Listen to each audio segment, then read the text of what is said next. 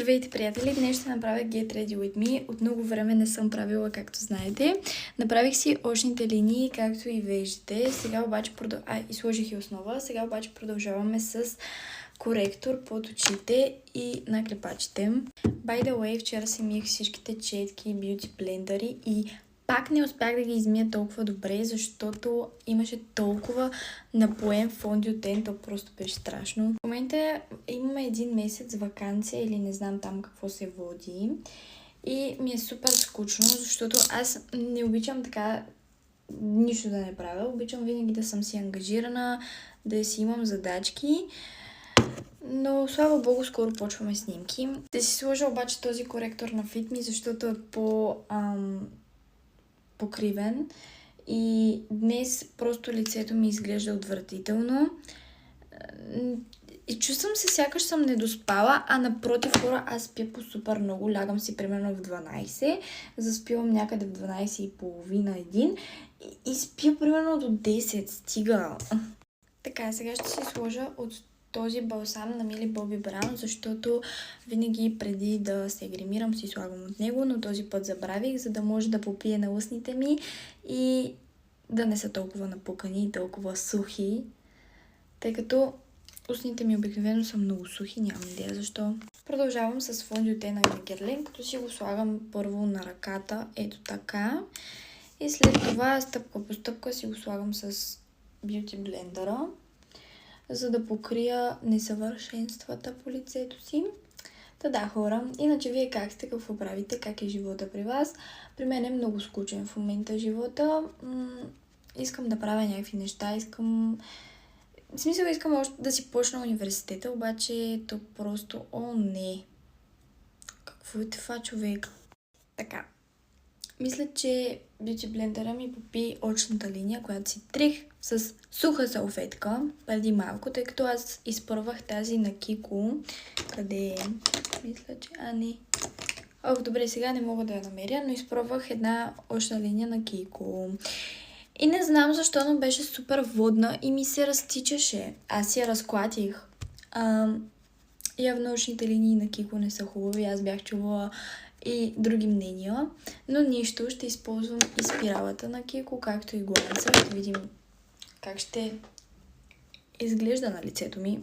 Между другото, хора, не знам дали вярвате в истинските приятелства и това, че някои приятелства наистина остават супер дълготрайни, даже вечни. Аз преди супер много вярвах и бях като, няма как, приятелката ти да те предаде, особено заради момче, да те лъже, дрън. Обаче в последните 2 години осъзнавам колко заблуда съм била за някои мои приятелки, с които си бяхме така от много малки. Така, сега ще изпробваме спиралата на Кико и дано ми седи добре на миглите. Реално, то на миглите ми има и малко очна линия, но нищо да е. Така, сега продължавам с контур.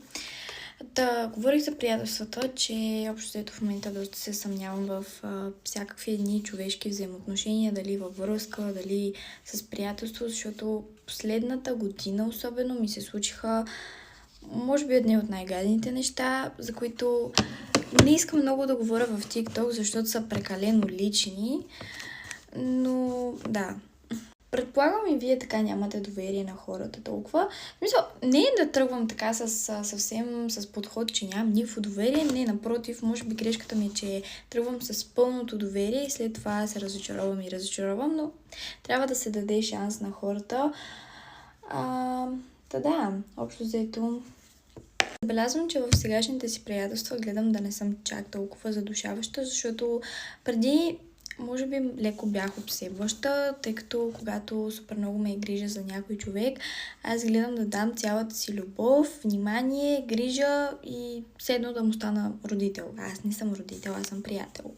И може би заради това част от приятелствата ми бяха урок, а не приятелства.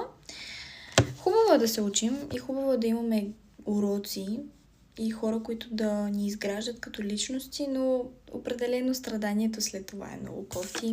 Защо го казвам това? Защото предполагам така по-малка аудитория ме гледат и Със сигурност, ако в момента имат някакви затруднения с някой човек, не го приемайте толкова вътрешно, гледайте да се грижите за себе си, вие да сте добре, не казвам да сте егоистични съвсем, но просто да наблягате на себе си и на своите принципи, да не се поддавате така, да бъдете манипулирани от хората, защото знаете, че много хора манипулират и гледат на тях да им е добре и на тях да им е изгодно, затова гледате себе си. Аз откакто започнах да гледам себе си и да се интересувам от себе си, от своите чувства, от това какво аз искам, повярвайте ми, живота ми стана 10 000 пъти по-прекрасен. Пак ви казвам, не искам да бъдете, така само да ви е грижа за себе си, изобщо да не давате грижа и внимание, но ако някой човек започне да ви манипулира, имам предвид, ако ти не излезеш с мен сега, дрън, това са най-лесните манипулации, има и доста по-завъртяни манипулации. Аз съм сигурна, че всеки един човек усеща, когато го манипулират. Вие не трябва да се подавате на това нещо. Защо? Защото накрая вие страдате и колкото и да угаждате на един човек, той вечно ще е с едни и същи претенции, даже и по-големи. Преди няколко месеца ми приключи така едно много ценно приятелство, за което до ден днешен ми е болно, както и на самия човек, доколкото знам. Просто проблема в това приятелство беше, че самото момиче лъжеше и много мразя, когато някой ме лъже. Наистина много мразя, когато се прикрива някаква истина, казва се по заобиколен начин, говори ми се зад гърба. Това тотално ме отблъсква и тотално вече... Аз не искам даже да си общувам с тебе, колкото и близък да си ми бил. И какво се случи? Това момиче от нищото, без нищо да се е случвало, просто така се отдръпна от мен, както и от една моя също близка приятелка, която вие знаете, Али. Тя участва и в класът на скандалните, ако се сещате. Тя е третото лошо момиче, така ли се води, не знам. Та проблема беше, че ние наистина търсихме проблема в себе си и се чудихме защо това момиче ни е оставило. Аз лично наистина супер много го мислих, докато в един момент, началото на учебната университетска година, ако така мога да го нарека, тя се върна при мен и ми се извини за всичко. Каза ми, че иска да сме приятелки, че наистина много съжалява, дрън. Започна да ми говори за Господ и за това как той е помогнал в трудните моменти, че всъщност нямало истински приятели, а само Господ, помага. По принцип, нормално е да вярваш, в Господ и такива неща, но малко се изненадах от нейното мислене, защото тя не беше така. Да уточня нещо много важно. С това момиче си бяхме точно като тупа и гащи години наред. В смисъл много години наред от малки. И ние всеки ден почти излизахме, забавлявахме се супер много, нямаше никакви тайни между нас, или поне от моя страна, докато не разбрах в един момент, че тя по някакъв начин през цялото време е била сама и че никой не е обръщал внимание, освен аз. И беше много тъпо. Честно казано, беше много тъпо за това да е приятелка с мен, защото аз наистина я приемах за истински приятел. Само искам да допълня, докато си чакам пудрата, сложих си молива от Кико. Той ми е от Миленка и е супер добър хора, наистина. Вижте точно моят цвят устни. Забравих да ви покажа как махам пудра. Обикновено никога не снимам, защото забравям. Но да. Слагам си хайлайтер сега. Но да, общо взето това е за ситуацията с въпросното момиче. Накратко тя просто ни изостави без никаква причина и се върна от нищото, защото е мислила, че няма никакво истинско приятелство. Буквално не ни даде причина. И започна да обяснява за Господ и за това как всички се зарязали в училище, в гимназията. Че вече не са искали да бъдат приятелки с нея или нещо от сорта и тя се е затворила в себе си.